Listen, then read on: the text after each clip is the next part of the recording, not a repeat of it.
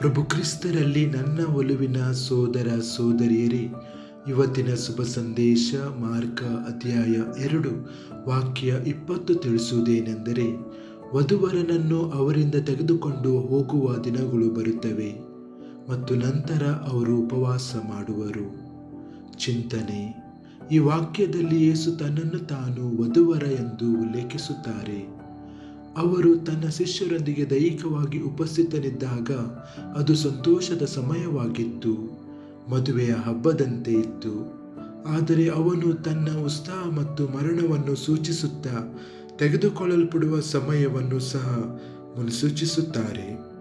ಅದರಿಂದ ಉಪವಾಸವು ಕೇವಲ ಆಹಾರವನ್ನು ತ್ಯಜಿಸುವುದರ ಬಗ್ಗೆ ಅಲ್ಲ, ಇದು ಹಂಬಲದ ಅಭಿವ್ಯಕ್ತಿಯಾಗಿದೆ. ಇದು ವಧುವರನ ಸಾನ್ನಿಧ್ಯಕ್ಕಾಗಿ ಹೃದಯದ ಕೂಗು. ನಾವು ಉಪವಾಸ ಮಾಡುವಾಗ ಕ್ರಿಸ್ತನಿಲ್ಲದೆ ಏನೋ ಕಾಣೆಯಾಗಿದೆ ಎಂದು ನಾವು ನೆನಪಿಸಿಕೊಳ್ಳುತ್ತೇವೆ.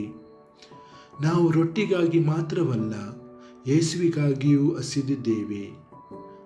ಪ್ರಾರ್ಥನೆ: ಕರ್ತನಾದ ಯೇಸುವೆ, ನೀನು ನನ್ನ ಆತ್ಮದ ವಧುವರ. ನಾನು ಉಪವಾಸ ಮಾಡುವಾಗ ಅದು ಕೇವಲ ಆಹಾರ ತ್ಯಾಗವಾಗಿರಬಾರದು, ಆದರೆ ಪ್ರೀತಿಯ ತ್ಯಾಗವಾಗಿರಲಿ. ನಿನ್ನ ಸಾನ್ನಿಧ್ಯಕ್ಕಾಗಿ ನನ್ನಲ್ಲಿ ಆಳವಾದ ಹಸಿವನ್ನು ಸೃಷ್ಟಿಸಿರಿ. ಕರ್ತನೇ, ಯಾವಾಗಲೂ ನನ್ನೊಂದಿಗೆ ನೀವು ಇರಿ ಮತ್ತು ನನ್ನ ಹೃದಯವು ನಿನ್ನೊಂದಿಗೆ ಶಾಶ್ವತವಾಗಿ ಸಂತೋಷ ಪಡಲಿ. ಆಮೆನ್.